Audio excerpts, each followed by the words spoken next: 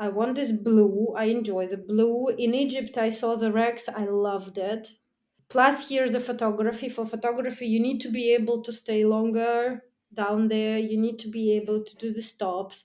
You need to be able to handle all of that equipment in a secure way so that you are not focused on the camera only and forget about everything around you. Off Gassing, a scuba podcast with host Nick Hogel.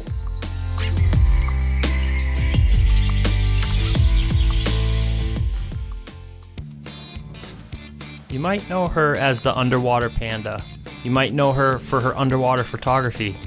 Or you might know her as technical diver Anastasia Schmuck.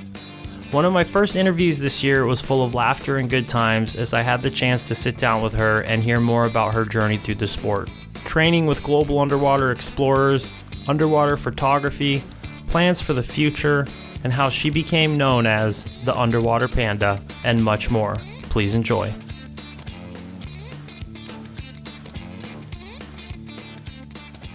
Anastasia? Almost. Okay, sorry. Well, how are you doing today? I'm doing well. I just reached my home after my first working day after the holidays. I'm happy to be home currently. How were the holidays for you? Quite chill. It was really relaxed with the family, some celebrations. We didn't have great plans. We just decided to have it really relaxed and spend time with inside the family, plan some holidays for this year already. So yeah. Awesome. So I'll jump right in with my first question. Tell me how and why you became a scuba diver. Tell me about that first breath, that first experience. Was it an amazing moment? Was it a terrifying moment?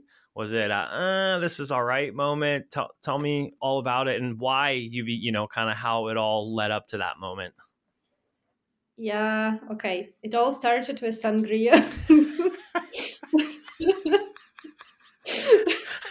It was mid of the day and we had already two, and then my husband decided to go to the bar of the hotel and ask where he can rent a snorkel to go snorkeling. That time I didn't even know what that is. This water snorkeling. What are you gonna do? Yeah, and I was like, yeah, okay, why not? Let's go.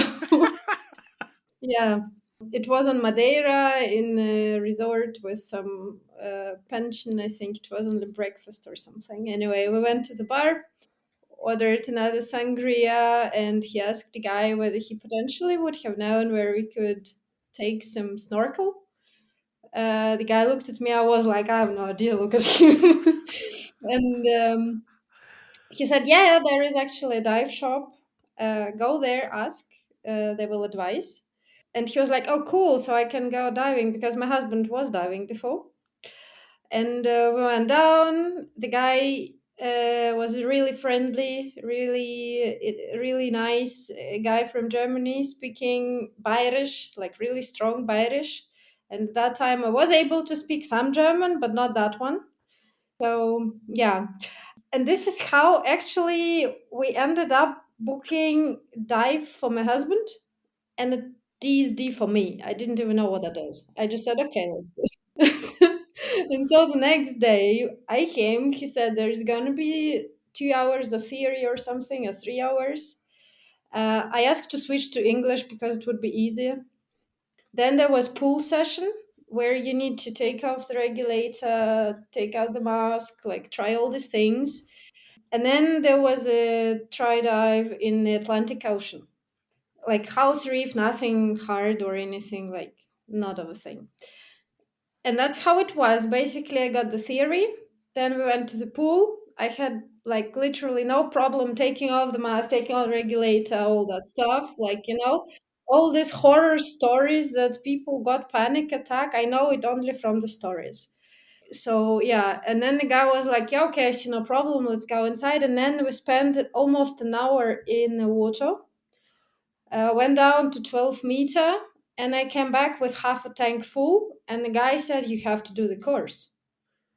And then he told my husband how much gas I had left in the tank, and my husband was shocked because, like, normally when you do a first dive, you kind of come back earlier because you just breathe so much. But for me, it was totally not a problem. I just went down. Okay, good. I'm breathing out. There are fishes. Nice, cool. And if you like kick on the coral a little bit on this, not the coral itself, but this rock formation, like with your finger, they think that you give them food and they're coming close to you. That was cool at that point, yeah. It's like, okay. And I said, like, okay, and what is the course? What do I need to do for it? And the guy was like, yeah, you need to do some dives, some theory lessons. And I was like, oh no, we are like flying back in 2 days. That's how it ended for the next 2 years.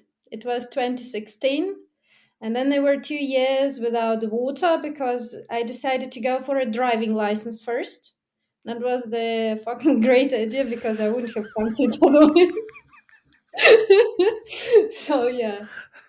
And then 2018, I got 3 weeks of vacation in a row. It was my first time when I get so much vacation in a row. I spent 1 week, no, 2 weeks in Austria in the mountains. And the last week was planned for the diving course in Germany in Starnberger See with the cold water of 10 degrees. I was like, my husband told me that it will be better if I do it there than in Egypt. I was like, okay, probably he has the reasons, I mean, safety and stuff. It was a nightmare because it was cold. There was no visibility. It was raining all 2 days of diving, and the dives were like really short. I didn't practice any skills.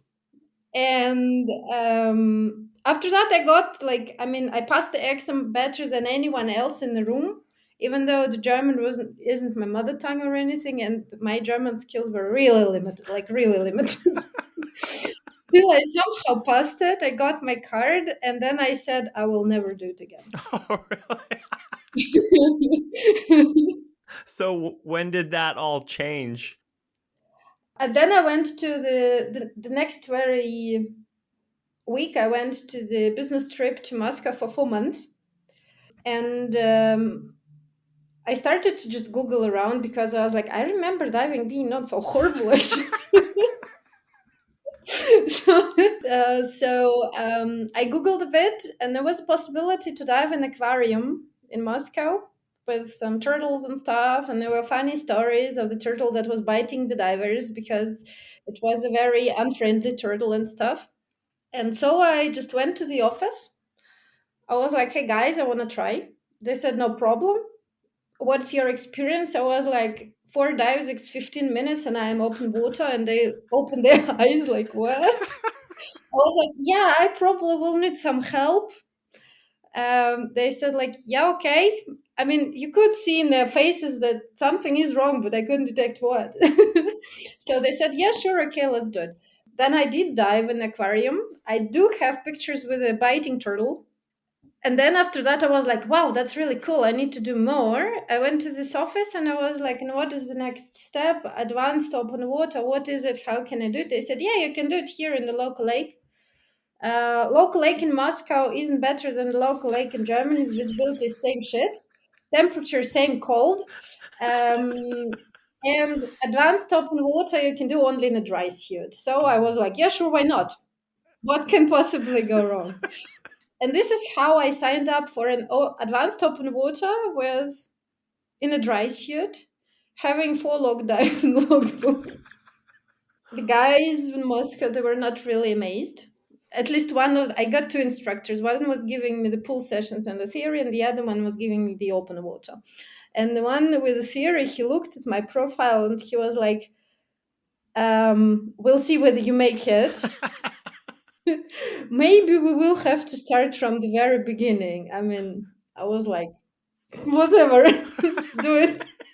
And that's how everything worked nice in the pool. And the other guy who was giving me the open water classes, he saw how I am underwater in the pool. in a dry suit, there is this wonderful exercise of which I never understood the reason, to do the salto underwater in a dry suit. This is where they pump into the dry suit lots of air, and then you go artificially, you go up, of course, with your legs up and all that stuff, and you need to somehow make it back to the right stuff. I liked it so much that I did it 3 times. I was like, may I do it once again? He was like, yeah, okay, do it again. So yeah, after that, I did my advanced, like 6 dives in 2 days in the cold water. The last dives, the instructor was putting me into the suit, like packing me in there because I wasn't able to. My fingers were refusing this hard, fat neoprene dry suit. It was really heavy. It was really bad, but I did it, and it was very interesting experience because I stayed in the same facility where they have the diving center in this house, and in the evening I was able to join the evening sittings like this blah blah and stuff, drinking, of course. Obviously, I got to know that all what is told you that you shouldn't be drinking before the day you go diving isn't really the reality. Isn't how it works, no. With instructors and technical divers and even rebreather divers, and they were, of course, telling such stories. I was like, oh my god, oh my god, what? I didn't understand half of what they were saying. I was like, this is so much. Like, why? But it had such an impression that I was like, okay, I want it. And then somehow it came to more pool sessions because I realized also I don't have all the skills, and a lot of skills have been skipped in open water. So I was taking classes extra for like picking up what I didn't get in the previous courses. So yeah, and after that, somehow it went really quickly into traveling, into further courses, and all that stuff. So when you initially did that first DSD, you knew that you liked it a lot. So enough Yeah. to want to go and move forward. And then how was that transition to go into the cold water, cuz that will turn a lot of people off, and for people to just be like, "No, I'm not I'm not doing this." Which obviously you were, but you liked it enough to wanted to keep pursuing it. It is different because Atlantics isn't really warm. It is like 19 degree. And I was doing it in 7 millimeter, but I somehow didn't feel it really that cold. And so Starnberger it was, I think, something at that point in summer, it was something like 15, 16. So it wasn't so bad. It was bad, but not so bad. Yeah, but after this, then there was this advanced in the dry suit, but the water was also quite okay. I mean, it was September, it was still warm enough. But after that, like half a year later, I was on Crete Island where the water was 22 and I was wearing the wetsuit. And even this ice vest, the thing on top of the wetsuit, 5 millimeters and 5 millimeters with the hood and the gloves and all that stuff. And I got so frozen that I got an inflammation from it. Oh. And that's where I said, I'm gonna go and order a dry suit because I can. Because by accident I did enough advanced in it and I know how to use it. I thought so. Where before that, after that dry suit course, I said, no, I'm gonna dive only in the warm waters. That was kind of like, I adjust my opinion to the situation. What is your level currently? Currently, I'm unprolonged paddy dive master. Did it like 2 years ago or so. I think so. And then I didn't prolong it. And I'm a technical diver in G. Tech 1 means I can go down to 51 in a course, theoretically 60, but questionable. So yeah, that's my status, and the next step is the rebreather. I will not go deeper until I get the rebreather. Okay, okay. How did you like the dive master course? Oh, it was a disaster. After that, I said I'll not do the IDC. Like, really, I was so pissed. I was like, fuck it all. I'm not gonna do it. Also, several factors like COVID time, plus the attitude of instructors, plus I know what is included into the dive master courses. I was in a very good relationship with instructors from Russia, and I was supposed to do it there actually. But due to COVID, I couldn't travel to Russia for a dive master, so I had to do it in Germany. And it was absolutely not what I expected. I learned literally nothing in that course, besides the fact that you have to always be in a hurry because everyone else is in a hurry and a lot of people, and like quick, quick, quick into the water and whatever. So it really wasn't okay. And also, on top of that, I did my fundamentals before. So when Oh. we were practicing the skills in the pool, there is this wonderful exercise where you have to stay in one position underwater and do not move your arms and legs and whatsoever. And all the dive masters, I think we were a group of 5 or 6, we had to perform it in the pool. I literally almost fell asleep. Like, literally, I was there in a dry suit for a moment because it was already cold outside, and I said I'm not going into that water in a wetsuit so that I freeze there. I went in a dry suit and I was there like this, and it was like 15 minutes into this 1 minute exercise, and I was like literally closing my eye and like I think that it felt like in a lecture of a really really boring professor. It felt like that because everyone else was going up and down and up and down, and right, and one was making rounds around me because he couldn't stand on place. Like, this is how basically the whole course was, because in terms of the underwater skills, it wasn't something spectacular. I mean, yes, they giving the briefing and all that stuff. That's another story. But what regarding the underwater skills, I was wondering how all these people are going to teach the others later, if they hardly can do anything themselves. So I was like, and also after seeing that, and after seeing them certified, I was like, okay, I'm no, I'm not bringing this upon myself. I'm not doing it. I'm not doing it. Then I actually, to be honest, I did one safari where I was performing as a dive master. I was also helping the other guys. I was helping some other divers with the kicks, practicing the kicks and practicing the SMB and all these things. But when I was giving the briefing and explanation, they were like, "This is not how exactly people do it." And I'm like, "I'm telling it to you not as a dive master. I'm telling it to you as a tree diver, how we do it, and how I learned it, and how it works for me. So try it. If it works for you, then everything will be fine." And then people actually underwater, they realize they can learn a lot from me by just watching and like asking some questions. And I don't need to be a dive master for giving practical advices. Yeah. So I was like, I will not prolong it. That's it. So how did you end up gravitating towards GUE? Oh, that started all in Moscow in that very drinking evening. Okay. Because I saw the guys, I saw them underwater as well. I had that much of awareness, and I was hearing the stories of how cool projects someone, some Jared Jablonski, whoever that is, did, and I was like, I want it. I didn't even know who that is. I didn't know what GE is. And then in the pool sessions, my instructor just asked me, "Do you want to try a wing?" And I was like, "What is that? A wing?"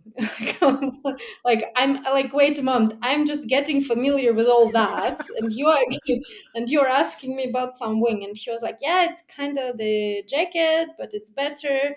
You will be more stable, and so on and so on." At that point, we were practicing trim. And I was like, yeah, sure. Then he brought the next session. He brought the Helsenwing of one of his previous students.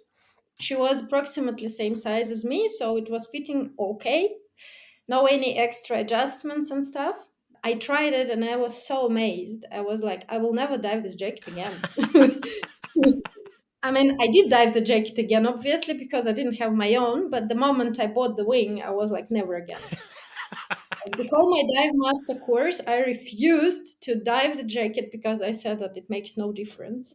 For me, I can explain all the procedures on the wing, but therefore I am more stable on the wing. And they see that I am more stable on the wing. So this is how it is.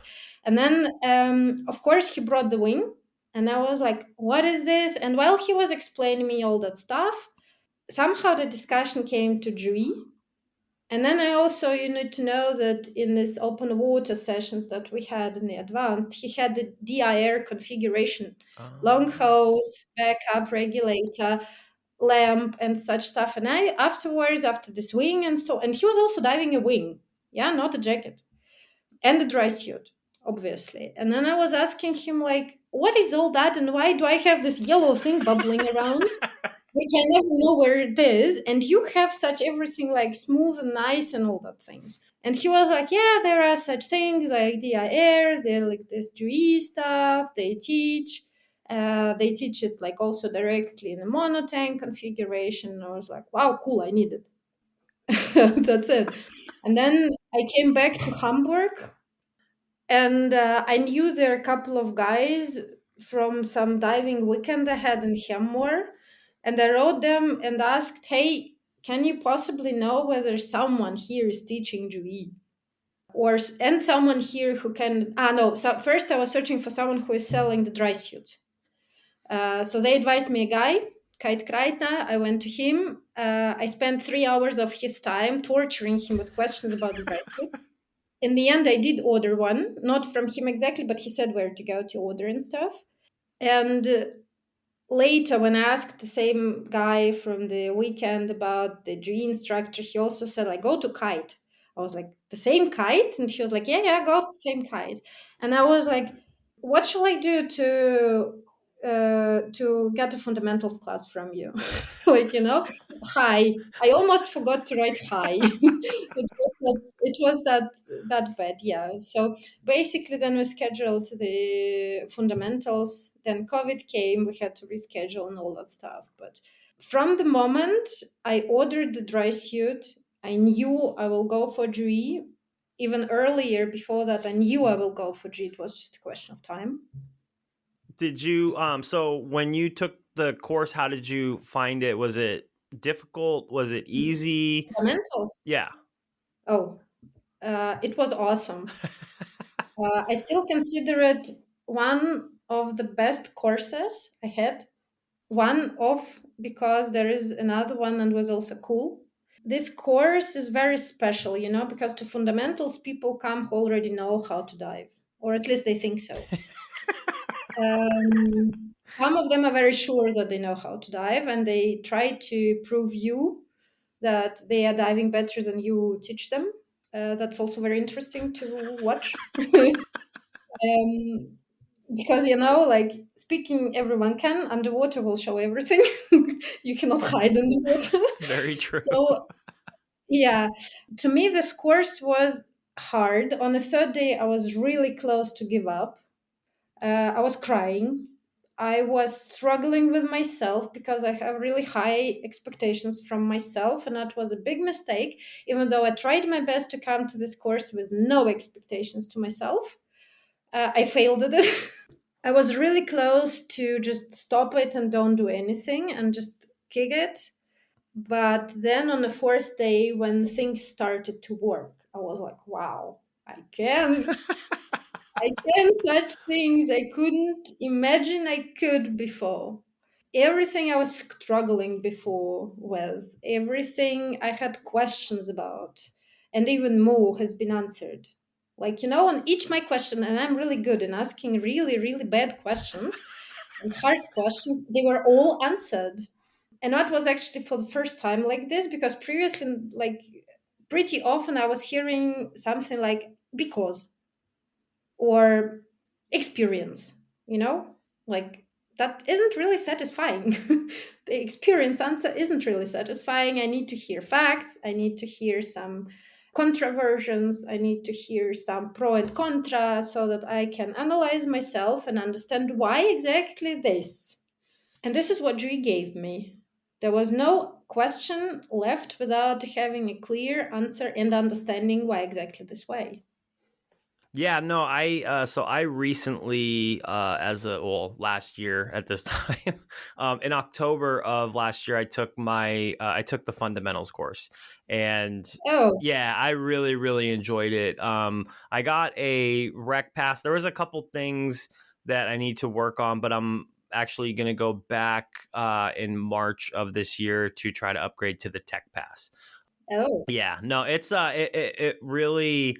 So I had a basic knowledge of just fundamental skills that they teach. Obviously, mhm. not as good as I thought I had in my head. But no, I definitely going into the course. I it was basically tried to go in with no expectations as well.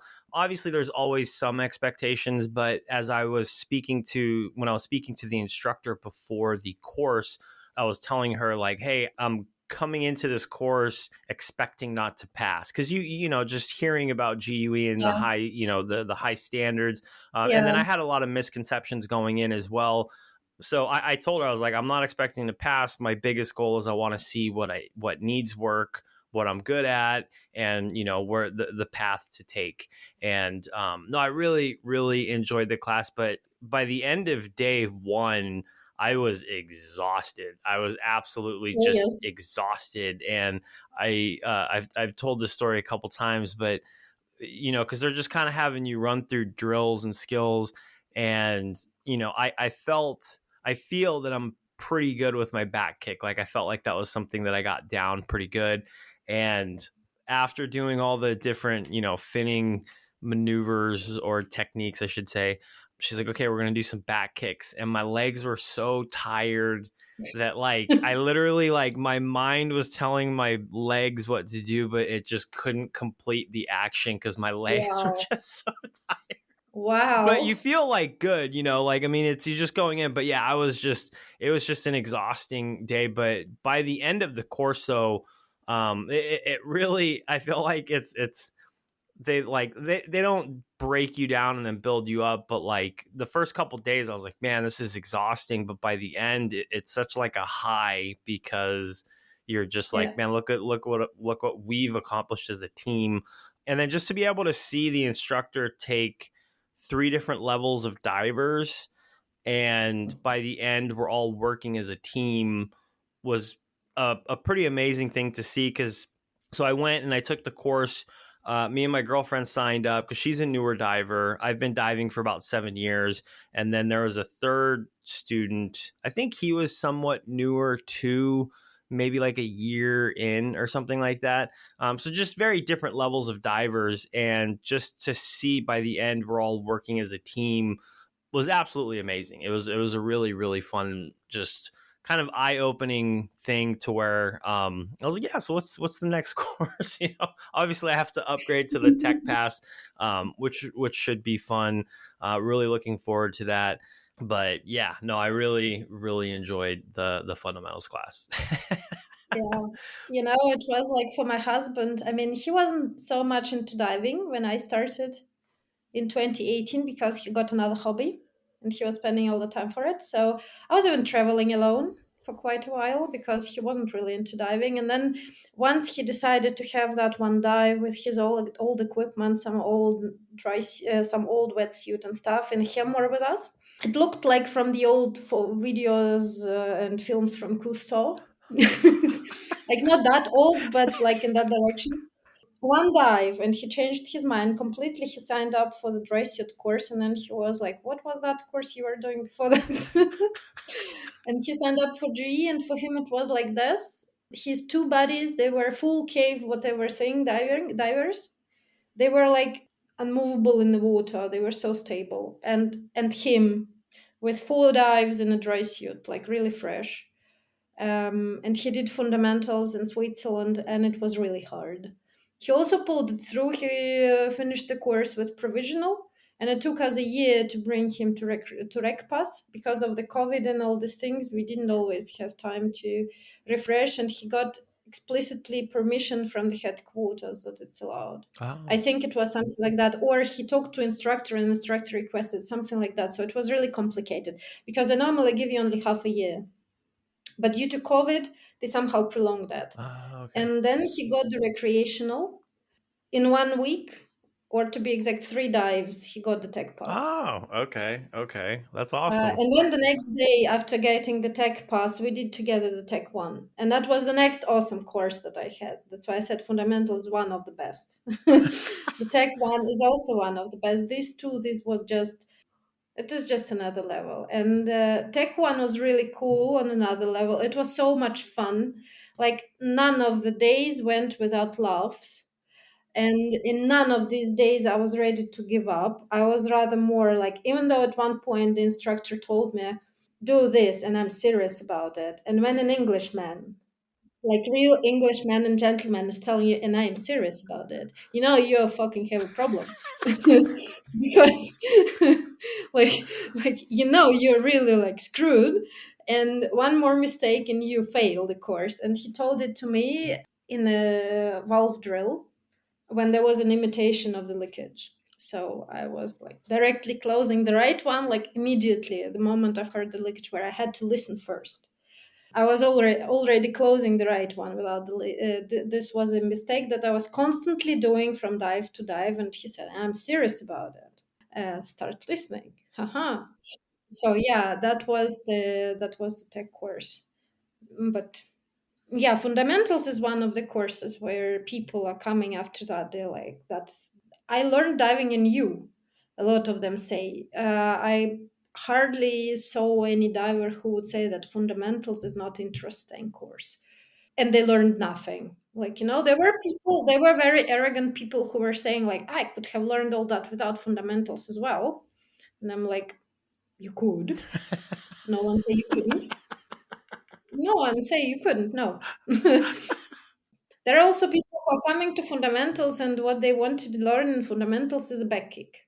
Like, if you're coming to fundamentals to learn only the back kick, because actually that was like basically one dive and you can do it, kind of. So you said when you took fundamentals, how did you said you did you say you failed or you got a provisional? Like how long did it take? Or I'm sorry, I don't know, remember what you said. Okay. No, it was like this. I received rec pass Okay, after okay, fundamentals. Failure, team awareness is usually, and the sand. Like okay. these two combination, I was a captain of the team. I didn't keep the formation, and 6 meters, two of us just popped up. Yeah. My husband got provisional. That was like, he got provisional, I got recreational, but we did the fundamentals with 1 year of a difference. Oh, okay, okay. He did it later. It's just I was waiting for him to get the tech pass so that can do tech one together. Oh, okay, okay. So yeah, tech pass I got a couple of months later, actually during this dive master course, because there was a DIR meeting of DIR divers in Hemmoor, and of course, lots of instructors, G instructors are also there.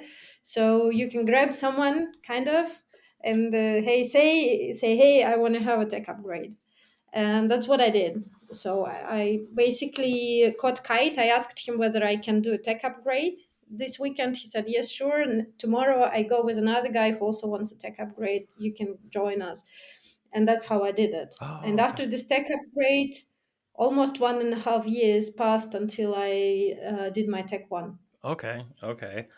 Question, and I don't know if it's because of the area.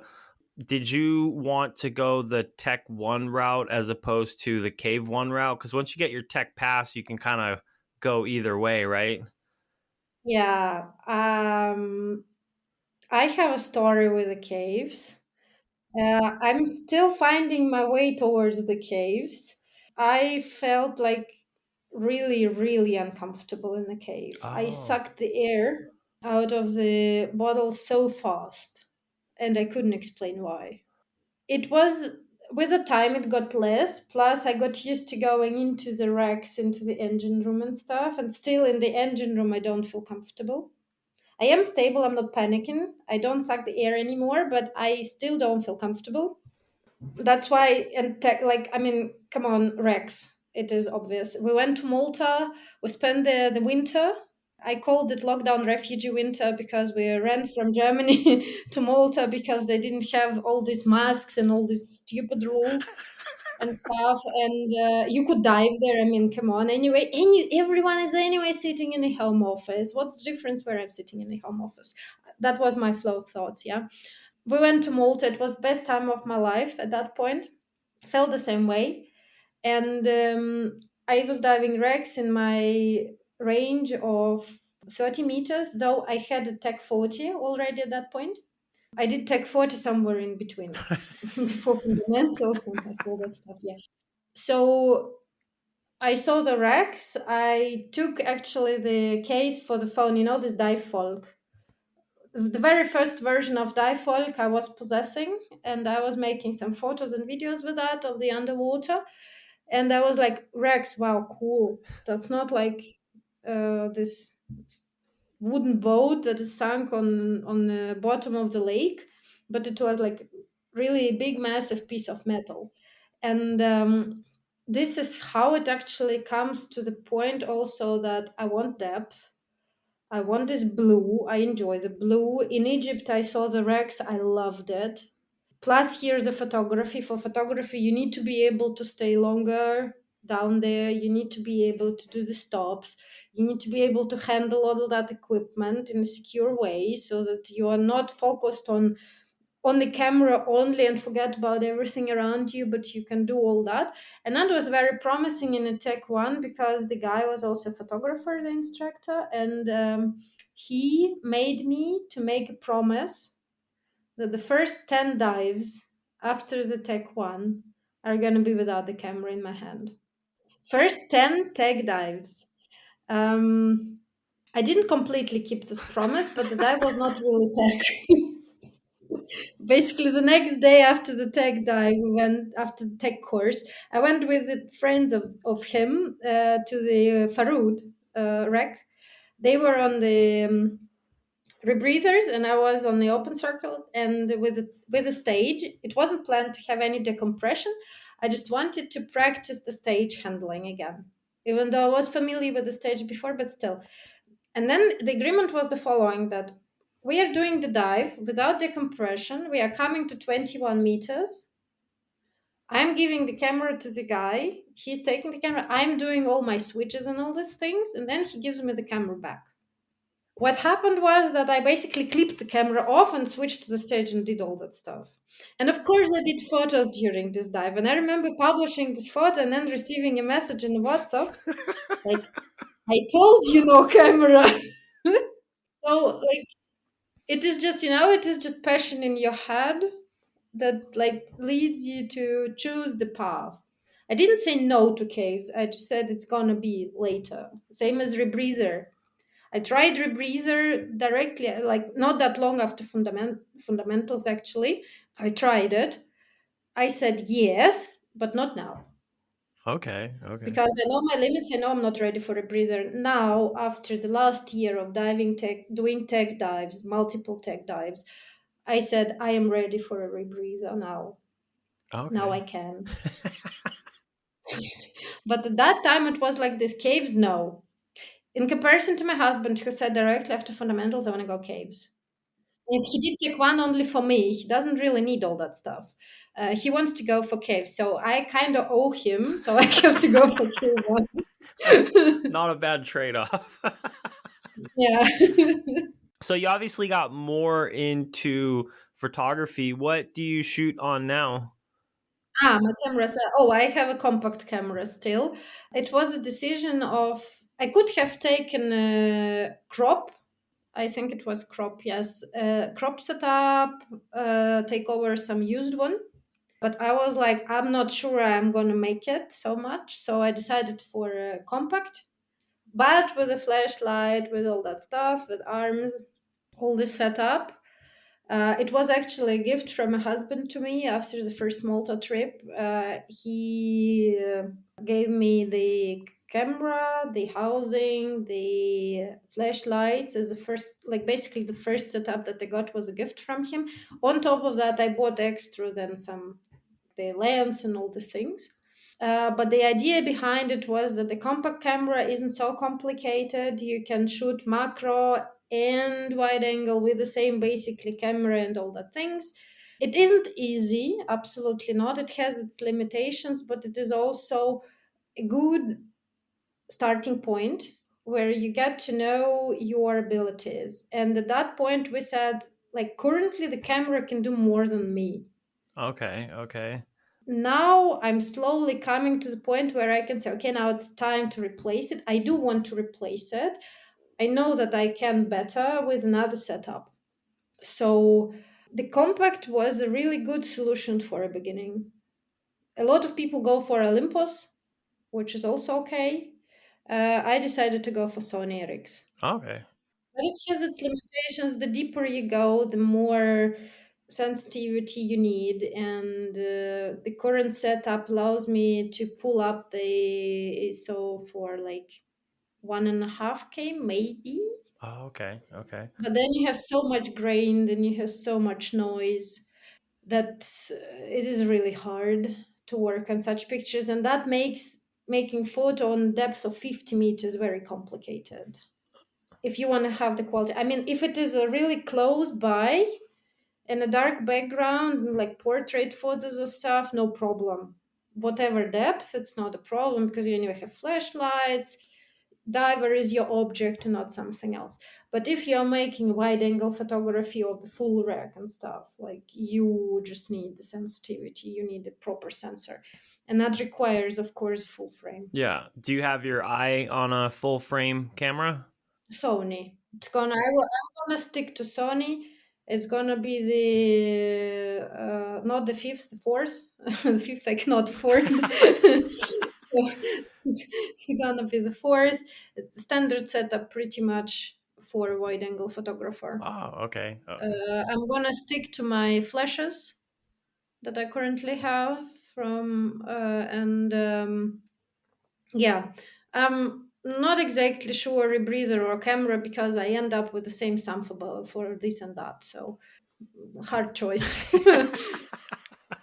really hard Yeah, no, choice. no, for sure, for sure. And big investment too, so it's definitely yeah. Yeah, So, I'm just curious, the Underwater Panda, how did you come up with where did that come about? yeah, panda. My husband calls me panda because when we met, I had several memory sticks in form of panda. I don't know how did it come to it. I just got them like a gift from people randomly in a panda shape. Then he started to call me panda. I was maybe it was because he couldn't pronounce my name in the correct way. I don't know. I was refusing the name panda.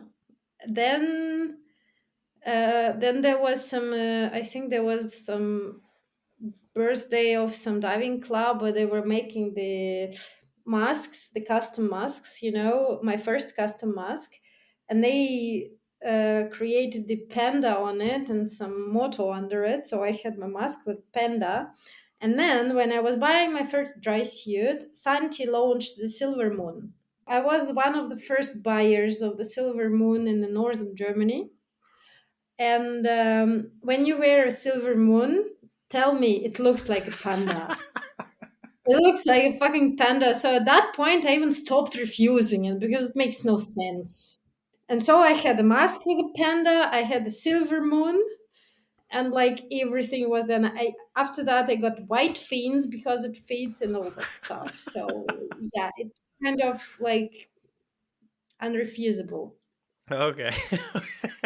So I just went along with that and like, okay, panda it is. So now I'm having my panda logo. I put it everywhere because all the configuration is standard. People lose it. People take yours.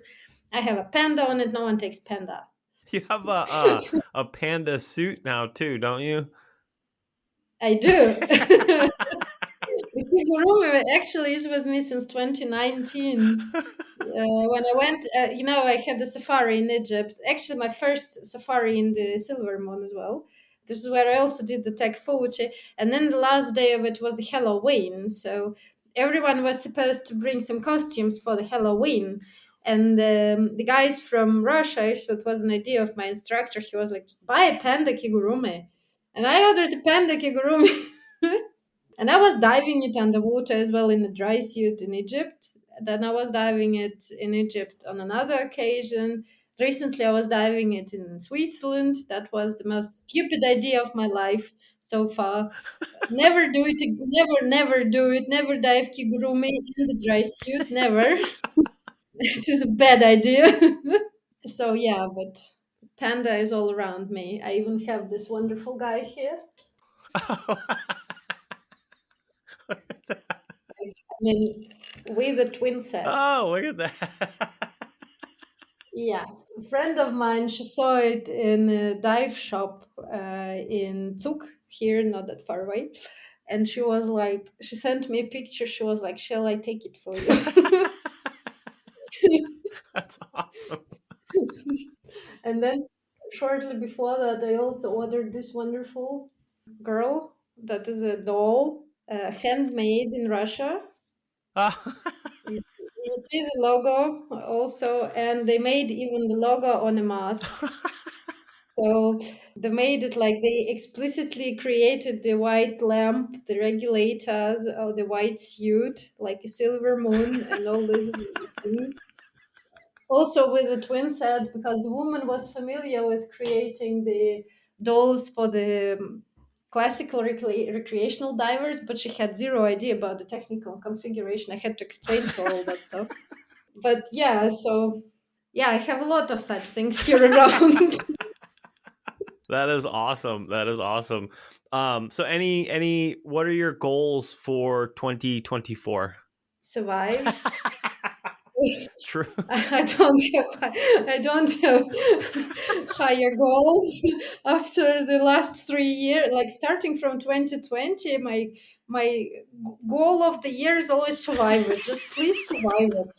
Like in the best case, make a couple of dives in between. Maybe that would be nice. Okay. Yeah, but no, for me, this is like a joke, but not. Kinda. We are going to Malta for 8 weeks in the mid of February. Okay. Our employer allows it. We are happy. So we will be working and diving there, meet our friends again. After that, I have an invitation for several projects, but all of them are kind of the same time, so I need to decide which one I do. I will try to participate in some cleanups as well, because last year I had an opportunity to participate in a ghost diving project. It was really cool. It felt really good. So I will be happy if I can do it again. I also already planned a fun week, 2 weeks in Indonesia. Oh. Also with the root dive, so I come back to the roots. I already said I'm doing it. It's gonna be Komodo and maybe Bali in the end for Okay. Mula Mula. Where in Bali?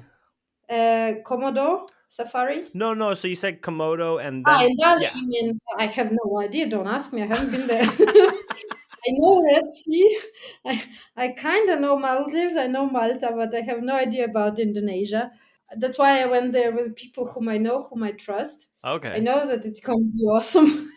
So I don't know. It's going to be just some first week. It's going to be safari in the Komodo, then a couple of days surface, just chill, exhale.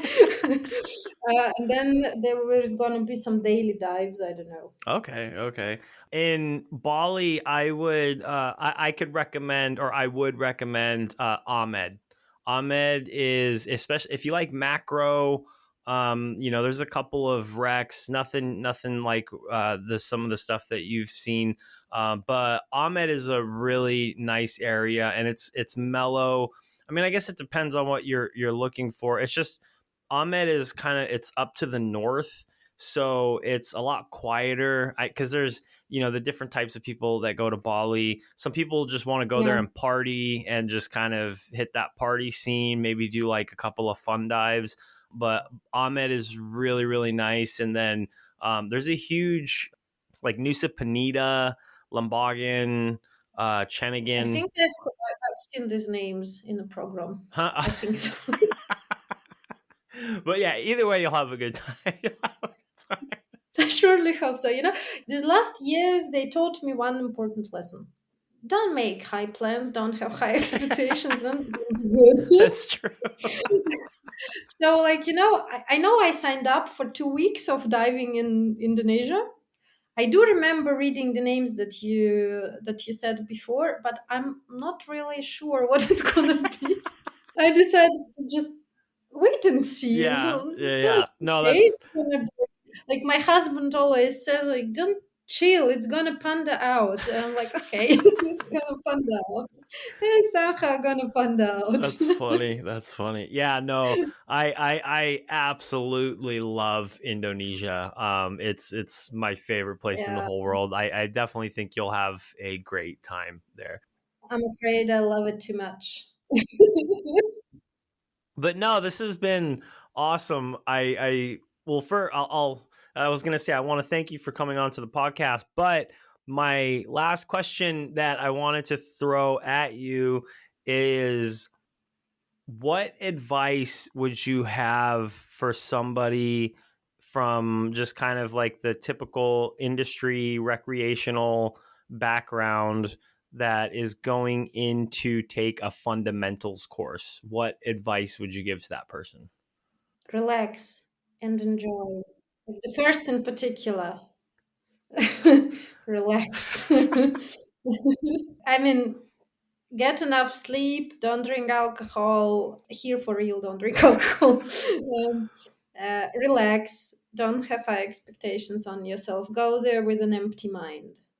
Just trust your instructor because he means no harm. He's gonna only make it better. And if he says you should straighten your legs, straighten your fucking legs.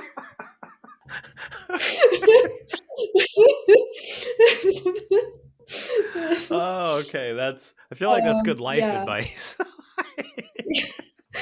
Relax is always a good advice, huh? I mean, if you don't know what to do, relax. Okay.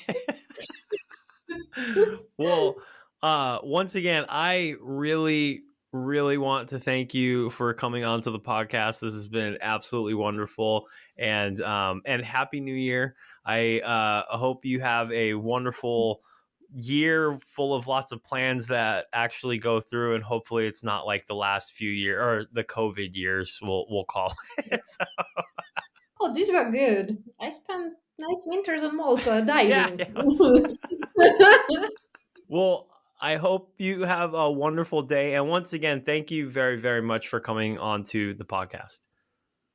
Thank you. Have a nice year as well.